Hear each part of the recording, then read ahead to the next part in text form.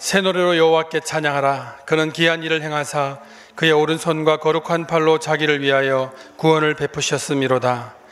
이스라엘아 들으라. 우리 하나님 여호와는 오직 유일한 여호와이시니 너는 마음을 다하고 뜻을 다하고 힘을 다하여 내 하나님 여호와를 사랑하라. 아멘. 우리 전심으로 하나님 아버지께 찬양을 드립시다.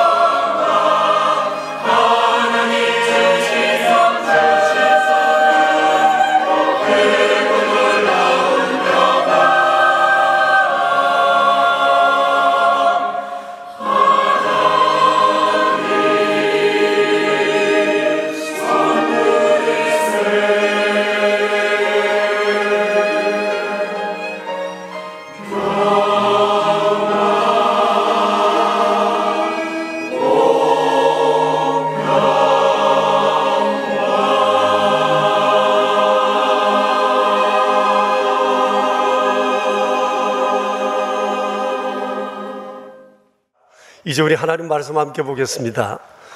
열왕기상 18장 1절에서 15절입니다. 열왕기상 18장 1절에서 15절, 이런 살아계신 하나님의 말씀입니다. 이제 우리 함께 하나님의 말씀을 받들어 읽겠습니다. 많은 날이 지나고 제3년에 여호와의 말씀이 엘리야에게 임하여 이르시되 너는 가서 아합에게 보이라. 내가 비를 지면에 내리리라. 엘리야가 아합에게 보이려고 가니 그때에 사마리아의 기근이 심하였더라. 아합이 왕궁 맡은 자 오바댜를 불렀으니라. 이 오바댜는 여호와를 지극히 경외하는 자라. 이세벨이 여호와의 선지자들을 멸할 때에 오바댜가 선지자 100명을 가지고 50명씩 굴에 숨기고 떡과 물을 먹였더라. 아합이 오바댜에게 이르되 이 땅의 모든 물건과 모든 내로 가자. 혹시 꼴을 얻으리라. 그리하면 말과 노새를 살리리니 짐승을 다 잃지 않게 되리라 하고 두 사람이 두루 다닐 땅을 나누어 아합은 홀로 이 길로 가고 오바댜는 홀로 저 길로 가니라. 오바댜가 길에 있을 때에 엘리야가 그를 만난지라. 그가 알아보고 엎드려 말하되 내 주 엘리야여 당신이니까. 그가 그에게 대답하되 그러하다. 가서 내 주에게 말하기를 엘리야가 여기 있다 하라. 이르되 내가 무슨 죄를 범하였기에 당신이 당신의 종을 아합의 손에 넘겨 죽이게 하려 하시나이까. 당신의 하나님 여호와께서 살아계심을 두고 맹세하노니 내 주께서 사람을 보내어 당신을 찾지 아니한 족속이나 나라가 없었는데 그들이 말하기를 엘리야가 없다 하면 그 나라와 그 족속으로 당신을 보지 못하였다는 맹세를 하게 하였거늘 이제 당신의 말씀이 가서 내 주에게 말하기를 엘리야가 여기 있다 하라 하시나 내가 당신을 떠나간 후에 여호와의 영이 내가 알지 못하는 곳으로 당신을 이끌어 가시리니 내가 가서 아합에게 말하였다가 그가 당신을 찾지 못하면 내가 죽임을 당하리이다. 당신의 종은 어려서부터 여호와를 경외하는 자라. 이세벨이 여호와의 선지자들을 죽일 때에 내가 여호와의 선지자 중에 100명을 50명씩 굴에 숨기고 떡과 물로 먹인 일이 내 주에게 들리지 아니하였나이까. 이제 당신의 말씀이 가서 내 주에게 말하기를 엘리야가 여기 있다 하라 하시니 그리하면 그가 나를 죽이리이다. 엘리야가 이르되 내가 섬기는 만군의 여호와께서 살아계심을 두고 맹세하노니 내가 오늘 아합에게 보이리라. 아멘. 오늘부터 9월달까지 우리가 읽게 될 이 구약 성경의 역사서와 예언서에는 이스라엘과 이 유다 나라를 중심으로 한 하나님의 인간 경영, 세상 경영에 관한 말씀이 중심으로 되어 있습니다. 그래서 어떤 사람들은 성경은 이스라엘의 역사에 관한 책이라고 오해를 하기도 하지만 하나님께서는 그 나라를 통해서 하나님께서 어떻게 사람과 세상을 경영하는지를 보여주기 위한 본보기일 뿐이라는 것을 우리가 기억해야 할 것입니다. 그래서 성경 안에는 이 하나님의 인간 경영과 세상 경영에 관한 원리가 아주 고스란히 담겨 있습니다. 그래서 우리가 성경을 읽으면 그 속에서 삶의 지혜와 또 세상에서 어떻게 살아가야 복된 삶을 살아갈 수 있는가에 대해서 깨달을 수 있게 되는 것입니다. 하나님의 세상 경영의 핵심은 하나입니다. 하나님이 모든 것들을 통치하신다는 것과 이 통치에 대한 사람의 반응이 어떠냐에 따라서 하나님은 세상을 하나님이 원하시는 대로 끌고 갈 수도 있고 그를 밀어주어 길을 내시고 그로 하여금 일할 수 있게도 하시고 때로는 제한하기도 하시고 때로는 하나님의 계획을 거두어 들이시기도 하신다는 겁니다. 내 하기 나름입니다. 우리 하기 나름입니다. 그것이 얼마나 중요한 일인지 모릅니다. 우리는 오늘 이 성경을 통해서 그와 같은 사실을 아마 보게 될 것입니다. 오늘 이 말씀을 통해서 우리가 다시 한번 세상을 살아가는 지혜를 얻고 험한 세상에서 정말 하나님이 원하시는 길을 걸어 승리했으면 좋겠습니다. 오늘 성경에 기록된 이 당시는 유대와 이스라엘 두 나라를 통틀어서 가장 악한 왕이라고 일컬어지는 이 아합이라는 사람이 통치하고 있을 때였습니다. 이 사람에 대한 성경의 평가가 16장, 열왕기상 16장 30절 이하에 기록이 되어 있는데 여러분 함께 보시기를 바랍니다. 30절에 보면 이전의 모든 사람보다 여호와 보시기에 악을 더욱 행하였다. 모든 사람보다 악하다. 31절 여로보암이라는 사람도 굉장히 악한 사람이었는데 이 사람의 죄를 따라 행하는 것을 오히려 가볍게 여기는 사람이다. 또 33절을 보면 이전에 이스라엘의 모든 왕보다도 심히 하나님을 노하게 했다고 말씀을 하고 있습니다. 그리고 그가 저지른 죄의 목록들을 쭉 또 말씀하고 계신데 이방의 악한 왕의 공주를 자기 아내로 삼은 일과 또 그를 만남으로 인해 그가 믿고 있던 바알과 아세라 우상을 만들어 숭배하고 나라 곳곳에 이 우상 숭배의 제단을 만들고 이런 우상숭배의 선지자 850명을 입국을 허락하고 그들을 통해서 온 백성에게 이 바알 우상숭배를 강요하는 일을 했다고 성경은 말씀하십니다. 또 거기에 한 걸음 더 나아가서 이 아합과 그의 부인 이 이세벨이라는 여인이 얼마나 포악했던지 하나님의 선지자들은 눈에 보이는 대로 다 잡아 죽였습니다. 이렇게 험악하고 살벌한 시대가 바로 오늘 성경에 기록한 이 시대입니다. 하나님을 믿고 신앙을 고백하고 살아가기가 너무 어려운 험한 환경이었습니다. 여러분, 사람이 이 정도 악하면 하나님의 심판을 받아야 하며 마땅하지만 하나님께서는 그 땅에 3년 6개월 동안 비와 이슬을 내리지 않는 선에서 그들에게 심판을 유보해 주셨습니다. 그러나 이 정도만으로도 그들이 입은 타격이 얼마나 컸을지 우리는 충분히 짐작이 됩니다. 최근에 우리나라 가뭄이 심해서 다들 어려워했지 않습니까? 근데 농업과 목축을 주업으로 하고 있는 이 나라에 3년 동안 이슬도 내리지 않고 비도 내리지 않았다면 살아가기가 보통 어려운 일이 아니었습니다. 오늘 성경을 보면 목이 말라 죽는 사람, 짐승들이 의외로 많았던 것 같습니다. 영적인 타락으로 인해서 경제적으로, 환경적으로 매우 어려운 상황이었습니다. 그런데 이런 상황 중에서도 아주 돋보이는 인물이 둘이 있었는데 그 사람이 바로 엘리야 선지자와 바로 이 오바댜라는 사람입니다. 오늘 성경에 기록되어 있습니다.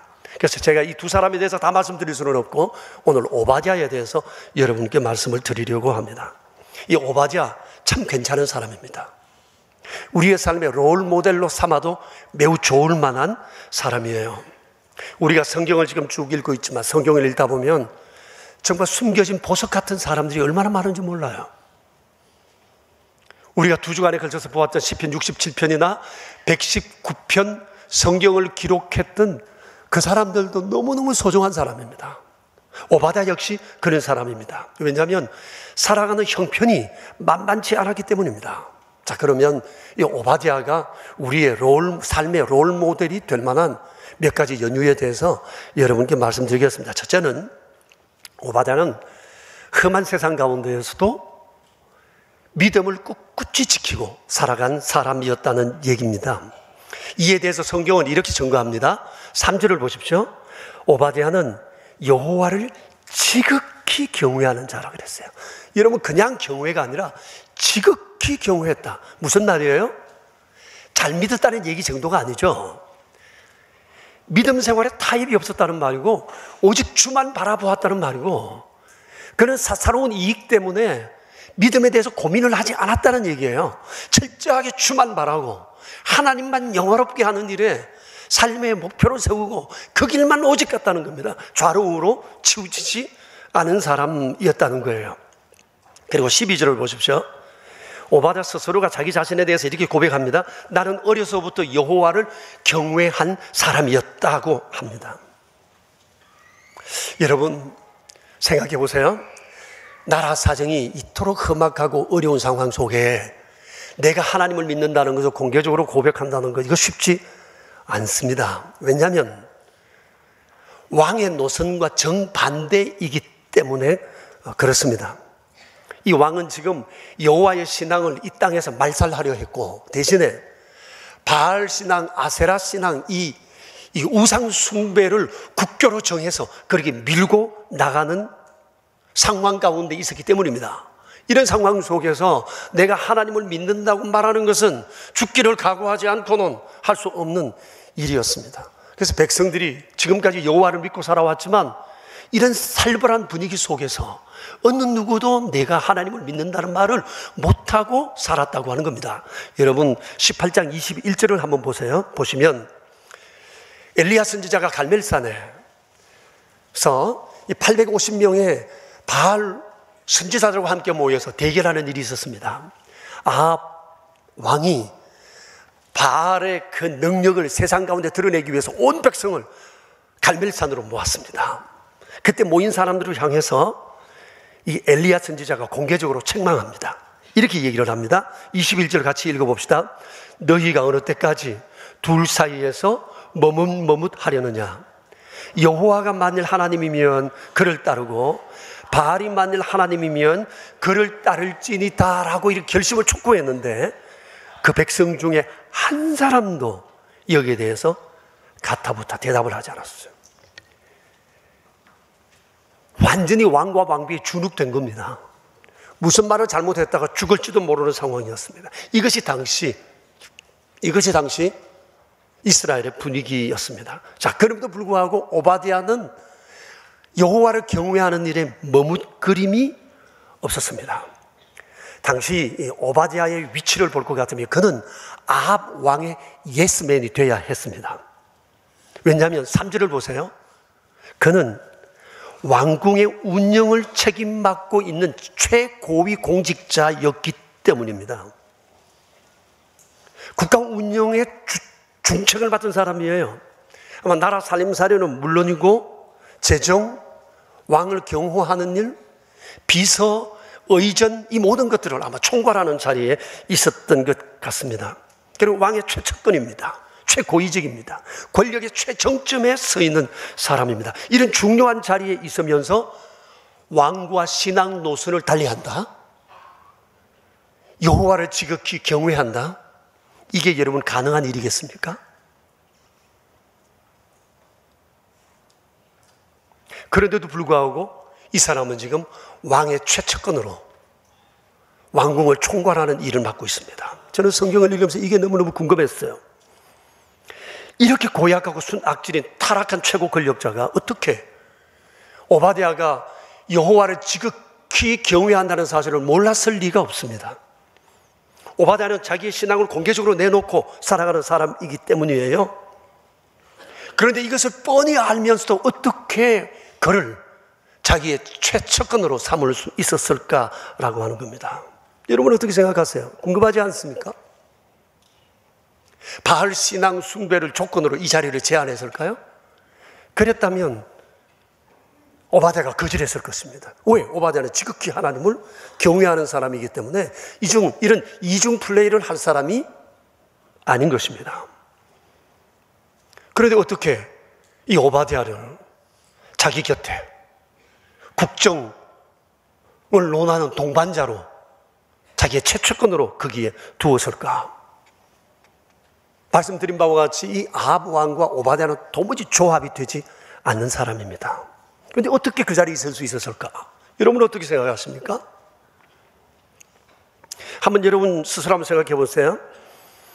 만일 여러분들이 사회적으로 높은 지위에 있다고 가정해 봅시다.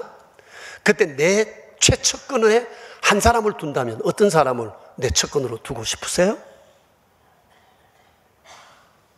일의 성격에 따라 다를 수는 있을 것입니다. 그러나 일반적으로 보면 그의 신앙관, 가치관, 성품의 덤됨이, 신실함, 그리고 능력과 실력, 그의 마음의 중심, 충성됨, 마음의 심지가 굳은 것, 표리부동하지 않는 것, 일구이연하지 않는 사람, 목에 칼이 들어와도 자기를 위해서 마음을 바칠 수 있는 사람, 이런 사람을 최측근으로 두고 싶지 않겠어요? 그거 당연하죠? 그런데 만일 내가 국정의 최고 책임자라고 생각하십시다. 그러면 내 최측근으로 어떤 사람을 두고 싶으세요? 그거는 첫째도 애국, 둘째도 애국, 셋째도 애국심이 있는 사람이어야 할 것입니다. 그런데 아합 왕의 성향으로 보아서 그는 이런 합리적인 생각을 가지고 인사를 하지는 않았을 것입니다. 왜냐하면 그는 영성이 이미 타락했고 이성이 교활하기 때문에 결코 그렇게 이성적인 판단으로 나라를 움직여 가지 않았을 거예요. 그런데 어떻게 이 오바댜가 이 왕의 최측근으로 자리할 수 있었을까? 수수께끼입니다. 성경에는 아무런 말씀을 하지 않습니다. 그런데 추론해 볼 수 있는 것이 하나 있습니다. 하나님이 오바댜를 거기 심으셨다는 거예요. 저는 그렇게 믿고 싶습니다. 하나님이 오바댜를 거기에 심었다는 겁니다. 성경에는 이런 예가 굉장히 많아요. 온 세상이 타락했을 때 노아의 11대 손, 또 완전히 무너져 우상 숭배 가운데 있을 때 하나님께서는 갈대아 우르에서 아브라함을 택하여 가나안 땅에 심으셨어요. 그를 통해서 믿음의 백성이 번성하기 시작했습니다. 그 중에 난 사람이 요셉입니다. 요셉을 하나님께서 사용하신 것을 보십시오. 어떻게 가나안 땅에 있던 그 사람이 애굽에 올 수 있었겠어요?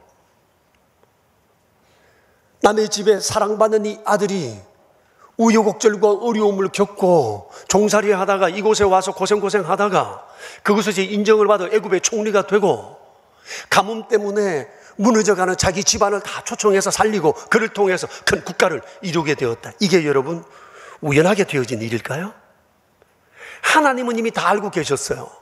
먼 미래에 어떻게 세상을 경륜해 가야 하실지를 알고 계세요. 이것을 아신 하나님께서 그 어린 요셉을 이곳에 옮겨 심으신 거예요. 그리고 그를 통해 하나님이 하시고자 하시는 그 일을 이루신 것입니다.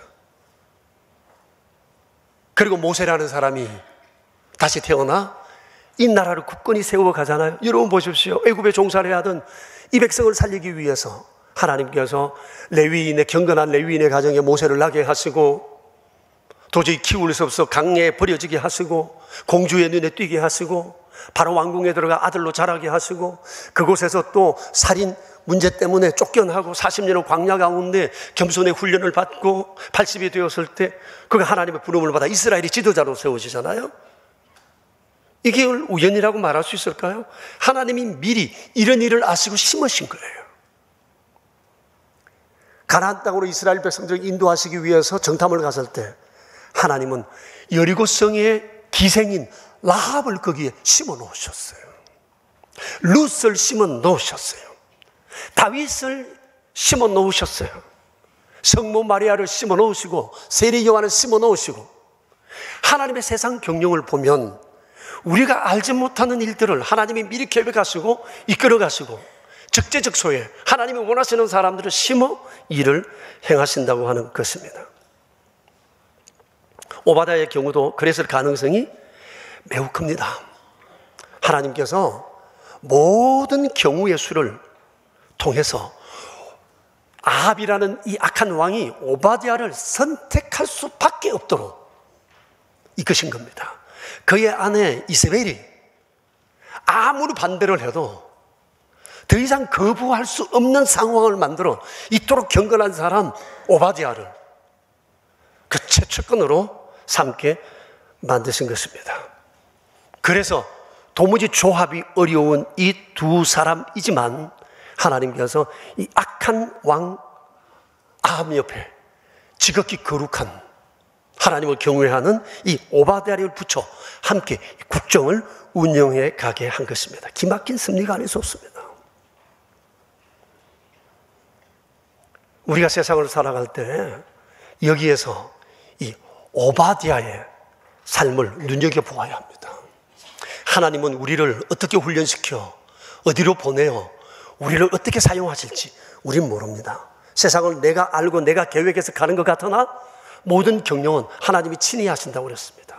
그렇다면 우리가 하나님의 손에 쓰임을 받으려면 우리가 준비해야 할 최선의 준비는 하나입니다. 여호와를 지극히 경외하는 일입니다. 그리고 이 거룩한 믿음 위에서 내 인격을 훈련해 가는 것입니다.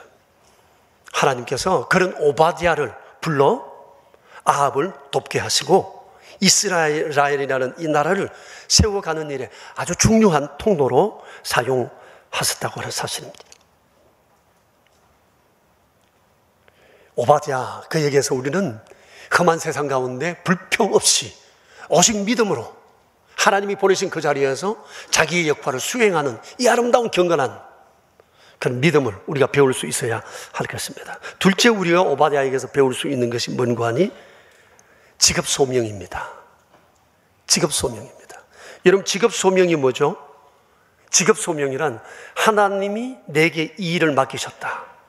나는 하나님이 보내셔서 이곳에 있다. 내가 하고 있는 일은 하나님의 일이라고 믿고 그 일을 하나님의 일 하듯이 죽게 하듯이 하는 것, 이것이 직업 소명입니다. 그러니까 직업 소명은 우리의 적성이나 기질보다 앞선다고 볼 수 있습니다. 물론 우리가 세상을 살아가면서 내가 하고 싶은 일을 할 수 있으면 얼마나 좋겠어요. 내 적성과 기질에 맞는 그 일, 여러 가지 조건이 좋은 그 일을 할 수 있으면 참 좋겠는데, 막상 우리가 살아보지만 내가 원하는 장소에, 내가 원하는 그 일을, 내 적성에 맞는 일을 찾아 할 수 있는 사람이 과연 세상에 얼마나 되겠습니까? 아이들이 대학에 들어가서도 전과를 하는 아이들이 많고 뭐 그런 일들을 우리가 많은 얘기를 듣고 있지 않습니까? 그래서 많은 사람들이 불평합니다. 이건 나와 맞지 않아. 이 직장은 내게 어울리지 않아. 나는 이곳이 마음에 안 들어. 그래서 자꾸만 갈아타기를 시도합니다. 움직이려고 합니다. 좀 더 내가 편하고 내가 일하기 쉬운 곳, 조건이 좋은 곳, 그런 곳으로만 자꾸 가려고 하는 시도들을 끊임없이 합니다. 그럴 경우에 내가 있는 이 처소를 긍정적으로 보지를 못합니다. 사람이 부정적이 되면 뇌가 움직이지 않습니다. 몸이 움직이지 않습니다. 이런 것에서는 창의적인 생각이 발휘될 수가 없습니다. 기업가적인 용기가 나지를 않습니다. 내가 있는 이 삶의 현장을 긍정적으로 바라보는 것이 얼마나 중요한지 모릅니다. 그렇게 되기 위해서 중요한 것이 직업 소명입니다. 하나님이 보내셔서 나는 이곳에 왔고, 이 일은 하나님이 내게 주신 일이고, 이 일은 하나님의 일이라는 생각을 가지고 사는 겁니다. 이 그리스도인들에게 이것이 매우 중요합니다.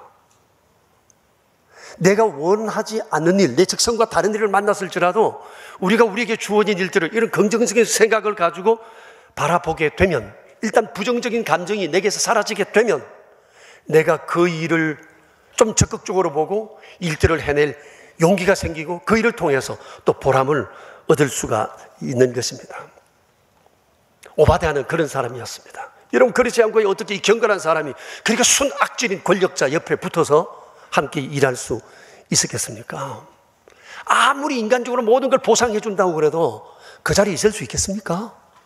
거기 있으면서 볼 것 못 볼 것 다 보고, 들을 것 듣지 못할 것 다 듣고, 우상의 괴수요, 우상의 소굴인 그곳에서 어떻게 단 하루를 버텨낼 수 있겠어요? 안 맞잖아요. 믿음이 이미 안 맞아요. 적성에 안 맞아요. 이 직책, 이 직업, 그 자리는 내 것이 아니라고 생각하기 쉽지 않겠어요? 그런데 오바댜는 이 악질인 왕 옆에 있습니다. 국정의 동반자로. 그 자리가 좋아서 있었겠어요? 그에게는 직업 소명이 있었기 때문일 것입니다. 하나님이 나를 이곳에 심으셨고 나를 보내셨고 이 일은 하나님이 원하시는 일이라는 사실을 알고 부정적인 생각을 떨치고 하나님의 생각을 하며 그는 그 주어진 그 힘든 일들을 믿음으로 감당했던 것입니다. 그러는 중에 엘리야를 만나게 되고 가뭄 해소에 대한 얘기를 듣게 되고 또 왕과 엘리야를 만나게 하는 그런 주선하는 통로가 되고 이렇게 해서 그 땅에 다시 비를 내리게 하는 그런 은총을 경험하게 하는 것입니다. 하나님께서 그때 오바댜를 사용했어요.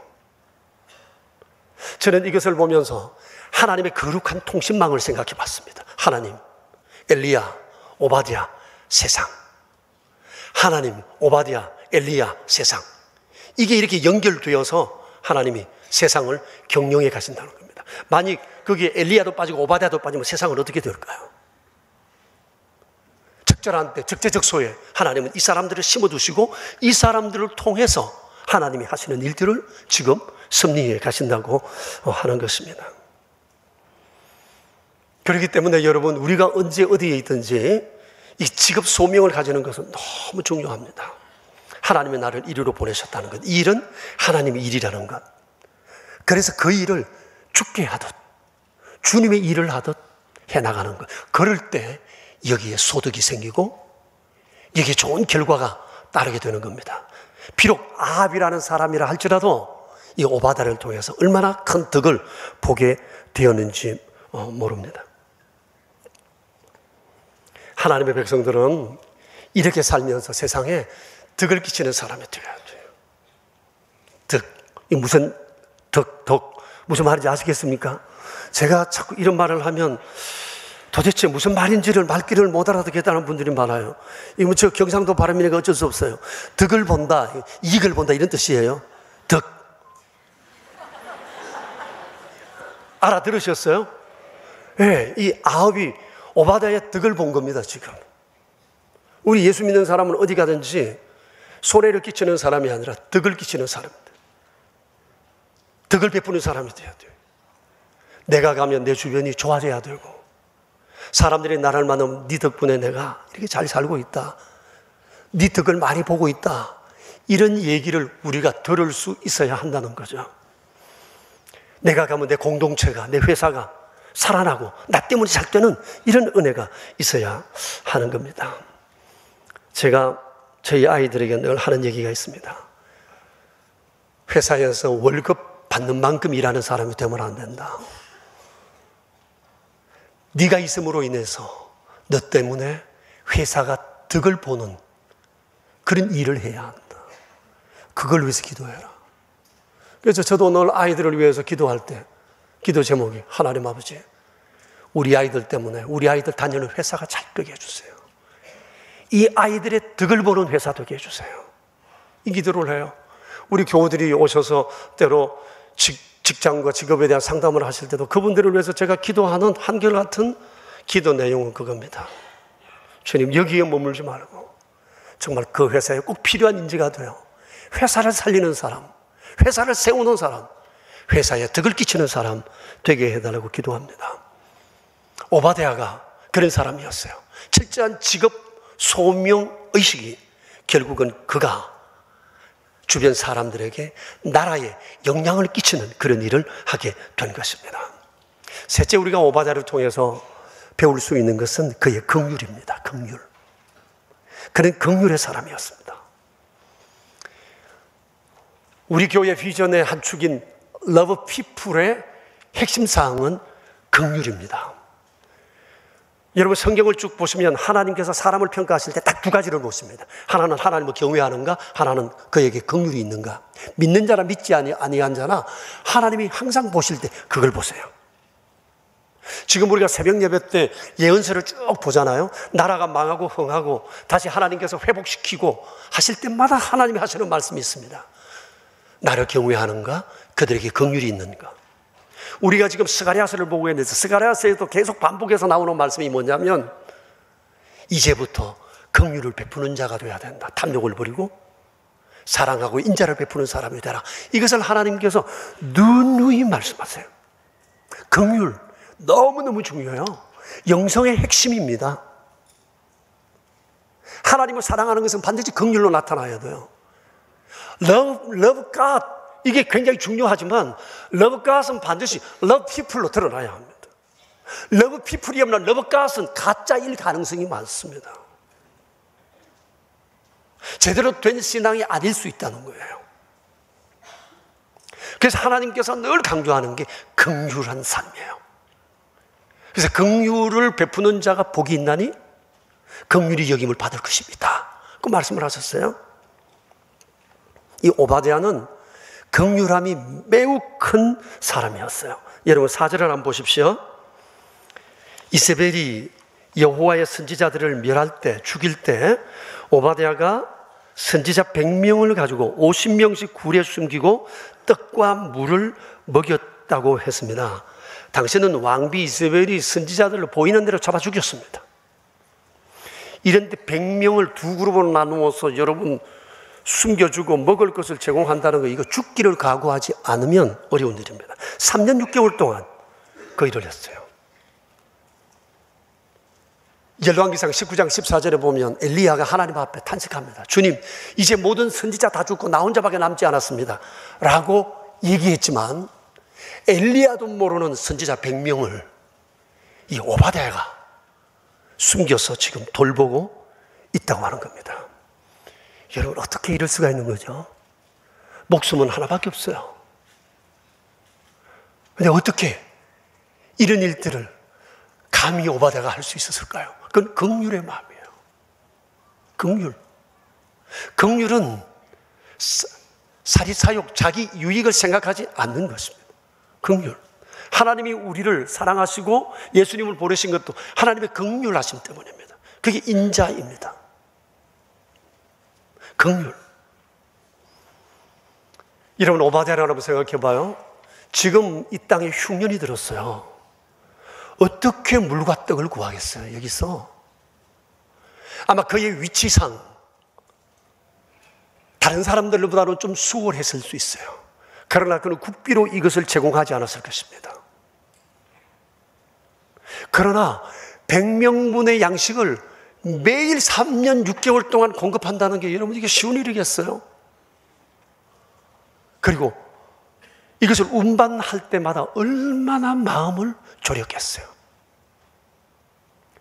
돈은 또 얼마나 많이 들었겠어요?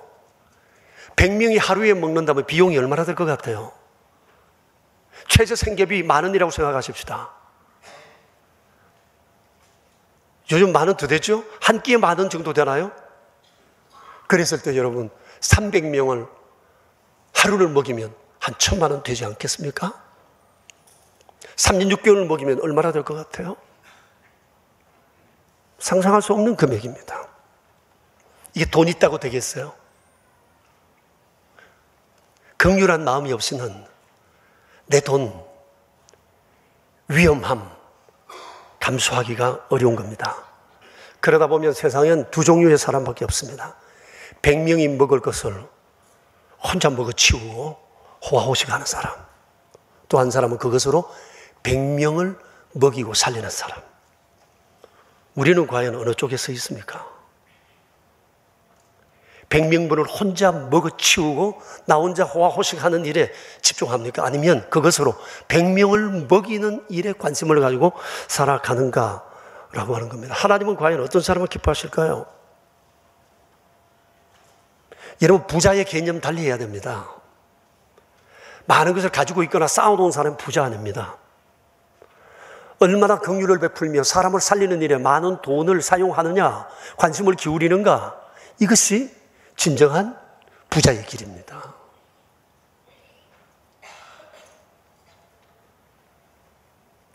예수님께서 그러시지 않았습니까? 너희를 위하여 보물을 땅에 쌓아두지 말라. 거기는 좀과 동록과 도둑이 있어서 해한다. 너희 보물을 오직 하늘에 쌓아두라. 거기는 좀과 동록과 도둑이 없다. 내 보물이 있는 그곳에 내 마음도 있다 하셨습니다. 쌓아놓은 부자 아무런 소용없습니다. 주님은 그렇게 하라고 쌓아두라고 우리에게 돈 주지 않았어요. 건강 주지 않았어요. 돈 벌 지혜 주지 않았어요. 디모데전서 6장 7절에는 이런 말씀이 있어요. 우리가 세상에 아무것도 가지고 온 것이 없으며 또한 아무것도 가지고 가지 못하리니 그래서 선을 행하고 선한 사업을 많이 하고 나누어 주기를 좋아하고 너그러운 자가 되게 하라. 이것이 장래의 자기를 위하여 좋은 틀을 쌓아 참된 생명을 취하는 것이니라고 그랬습니다. 며칠 전에 우리 교회 어떤 형제가 저를 찾아왔어요. 그러면서 하는 말이, 목사님, 제 형편만 되면 SP 커뮤니티 운영비 저 혼자 담당하고 싶습니다. 그러면서 얼마간의 기부금을 내어놓고 갔어요. 그 형제는 마음의 긍휼함이 참 많은 사람이라 어떻게 하면 우리 교회 어려운 성도들을 자기 사비로 도울까에 대한 관심이 참 많은 형제예요. 한 번은 저기 와서 이런 얘기를 합니다.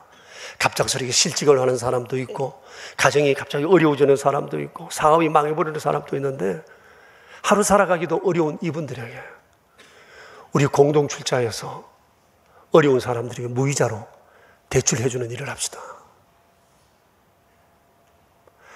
아무런 사심 없이 그냥 돈을 내어서, 우리 교인들이 돈을 내서 어려운 성도들, 그들을 도와주자는 얘기입니다.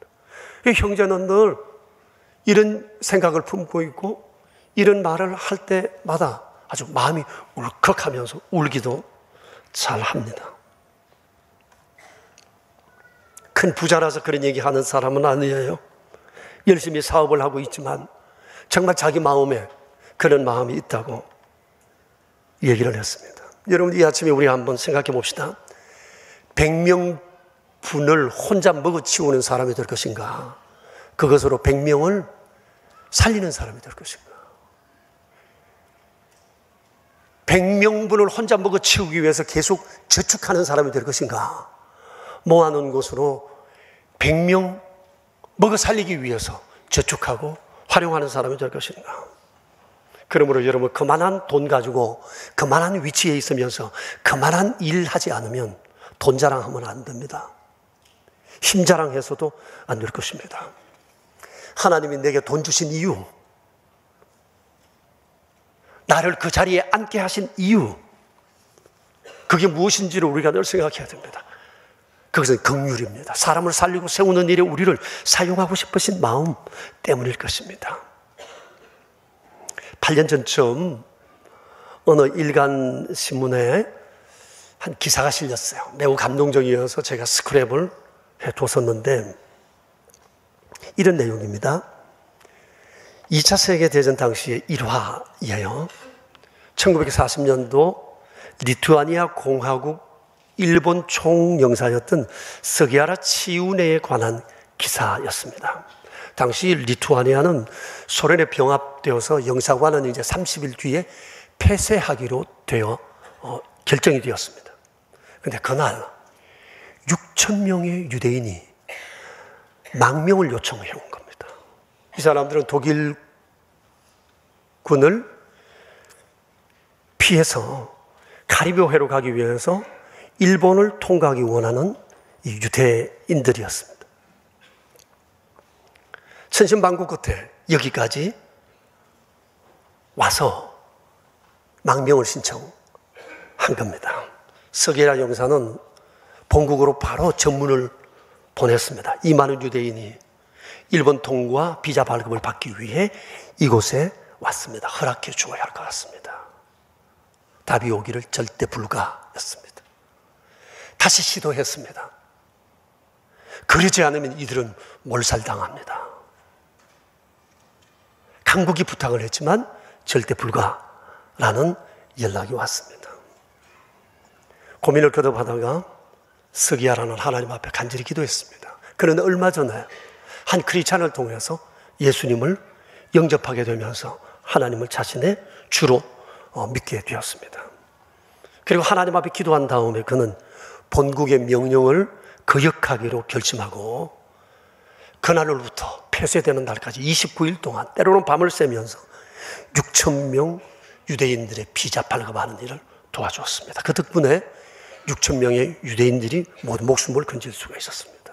한 달 뒤에 스기하라는 본국으로 소환되었고 곧바로 외교관 지위를 박탈당했습니다. 장래가 촉망되던 이 외교관 스기하라는 그 이후부터 정부의 명령을 거역한 반역의 딱지를 다루고 평생을 살아갔습니다. 그러나 그는 단 한순간도 자기가 했던 그때의 결정을 후회하지 않았습니다.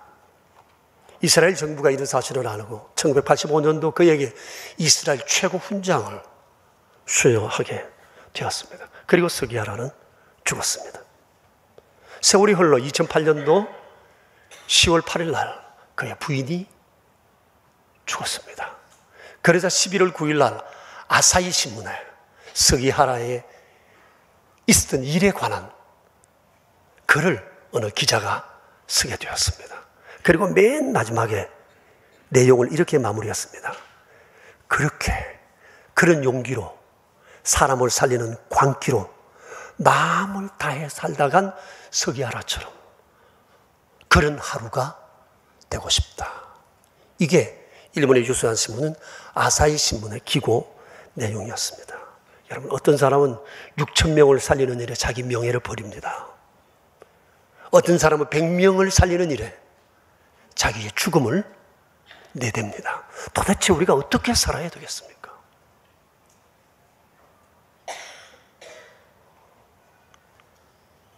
어느 날 결혼한 제 둘째 딸아이와 함께 무슨 얘기 끝에 어느 분이 자기 시어른 자랑하는 거예요. 우리 시부모님은 오래전부터 정기적으로 꾸준히 봉사를 나갔네요. 때로는 두 분이서, 때로는 친구들끼리 그룹을 모아서 한 달에 2번 정도 다 봉사의 현장으로 가는데 가서 하루 종일 그들과 함께 놀고 말벗이 되어주고 청소도 해주고 때로는 돈을 모아서 그들에게 이렇게 돈도 전해주고 그런다는 거예요. 그러면서 그 일을 굉장히 즐거워한다는 겁니다. 이 두 아이가 결혼식 후에 신혼여행을 떠나기 위해서 부모님을 찾아뵀는데 시아버지가 딱 한마디 하더랍니다. 너희들은 받은 것이 많은 아이들이니까 이제는 날 어려운 사람들 생각하고 돌아보고 나누면서 살아야 된다. 그런데 중요한 것은 그 일을 지속해 가는 것이다. 끝. 그리고 아이들은 신혼여행 떠났대. 내 딸아이 마음속에 그때 시아버지가 한마디 해준 그게 굉장히 감동으로 남아있었던 것 같아요. 그 얘기를 하는 겁니다. 정말 쿨하신 분이잖아요. 여러분, 오바댜가 살고 있던 그 시대나 지금 우리가 살고 있는 이 시대, 세상살이는 만만치 않습니다. 여전히 험합니다. 어렵습니다. 내가 원하는 대로 할 수 있는 선택사항이 너무너무 적습니다. 물질주의, 개인주의, 이기주의, 탐욕이 아주 가득합니다. 이런 험한 세상에서 우리가 어떻게 살아가야 할 것인가? 오바댜는 우리에게 좋은 롤 모델이 된다고 하는 겁니다. 그는 그렇게 어려운 형편 속에서 믿느냐 마느냐 여기에 고민을 일절하지 않은 사람이었습니다. 그는 정말 잘 믿었습니다. 지극히 여호와를 경외하는 사람이었습니다. 그렇게 어려운 형편 속에서도 이렇게 준비된 믿음의 사람 오바댜를 하나님께서 세상 한복판으로 보내셨습니다. 그곳에서 살게 하시고 하나님의 통신망을 따라 하나님의 뜻을 이루어가는 사람 되게 하신 겁니다. 여러분, 세상 험하다고 계속 믿을까 믿지 말까에 대한 결심하는 것은 정말 어리석은 일입니다. 그것 때문에 고민하는 것은 정말 어리석습니다. 환경을 탓하지 마십시오. 누구 때문이라 말하지 마십시오. 하나님 보고 계시고 알고 계시고 역사의 주관자 있습니다. 어떻게 주님 앞에 믿음으로 살 것인가만 결심하십시오.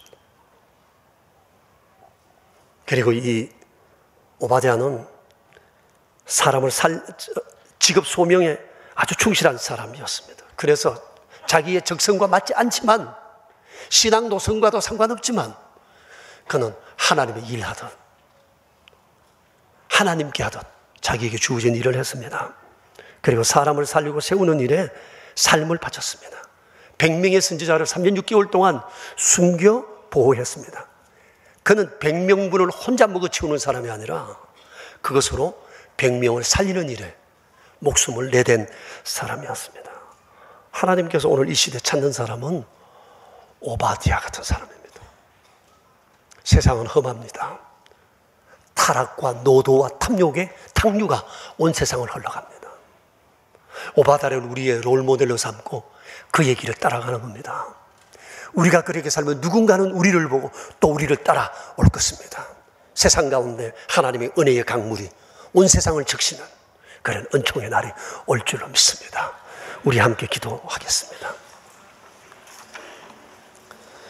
여러분, 우리 자신을 한번 돌아봅시다. 어떻게 살아왔나? 어떻게 살아가야 하나? 믿음은 머리로 믿는 것이 아니라 몸과 삶으로 믿는 거다.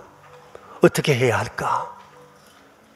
우리 한번 돌아보면서 오바댜가 내 삶에 좋은 롤모델이 되었으면 좋겠고 또 세상에 누군가가 나를 롤모델로 삼는 그런 믿음의 길을 걸어가야겠습니다. 우리 합심해서 이 시간 함께 2분 정도만 기도하겠습니다.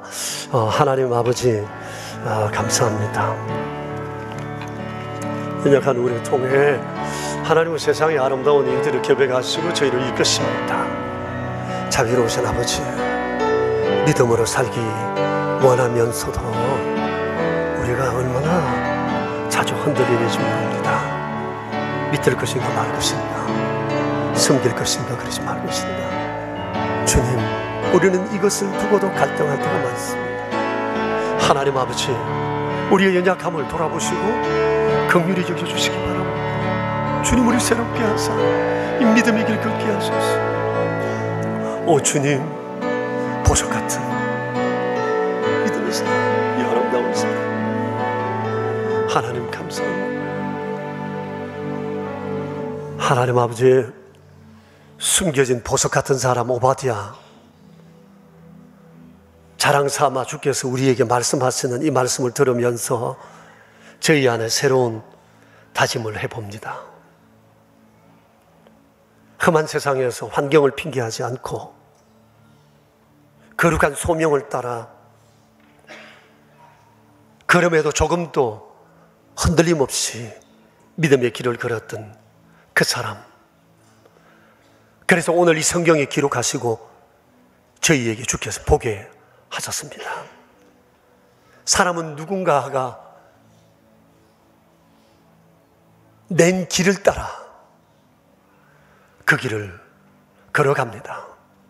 오 주여, 우리가 세상에 길을 내는 사람이 되고 또 세상에 많은 사람들이 우리가 간 길을 자랑스러워하며 닮기 원하며 그 길을 따르는 그런 아름다운 인생을 살아가게 되길 원합니다. 주여, 우리에겐 이기성과 탐욕이 너무 많습니다. 우리 안에는 어떻게 하든지 간에 한 푼의 돈이라도 더 저축하고 모을까를 생각하며 이런저런 결정 앞에 서슴없이 그 길을 선택할 때가 많습니다. 자비로우신 하나님, 우리 아버지, 이제 우리를 돈 벌 이유, 공부하는 이유, 일하는 이유, 저축하는 이유 알게 하시고 주께서 원하시는 그 길을 향해 가게 하소서. 100명분을 혼자 먹어 치우는 사람이 아니라 100명을 살리는 일에 아름답게 사용되는 저희 되게 하옵소서. 우리 구주 예수 그리스도 이름으로 기도드립니다. 아멘. 하나님께서 저희들에게 주신 물질 중에서 저희들이 여러 모양으로 구별하여 하나님 앞에 헌금을 드립니다. 우리 중에 어떤 이는 11조 예물을 온전히 구별하여 하나님 앞에 드리오니 주께서 받으시며 가정과 자손들에게 복을 내리사 하나님의 복이 대물림되는 은혜가 넘쳐나게 하여 주시옵소서. 감사 예물과 주정헌금, 오른손 헌금과 완달러 선교헌금, 사랑의 식탁으로 긍휼한 마음으로 또 다른 이들을 생각하며 드린 귀한 예물도 이사오니 전능하신 아버지여, 손길마다 은총을 베푸시어 날마다 아버지의 거룩한 영광을 주님 세상에 오시는 그날까지 드러내며 살아가도록 도와주시옵소서. 우리 구주 예수 그리스도 이름으로 기도드리오며 이제는 만왕의 왕 되신 주 예수 그리스도의 은혜와 만복의 근원 되신 아버지 하나님의 크신 사랑과 날마다 저희를 말씀길로 이끄시는 성령님의 교통하심이 모인 저희 무리들과 명선의 모든 가족들과 주님의 몸 되신 교회 위에 이제로부터 영원히 함께 계시옵기를 간절히 축원하옵나이다. 아멘.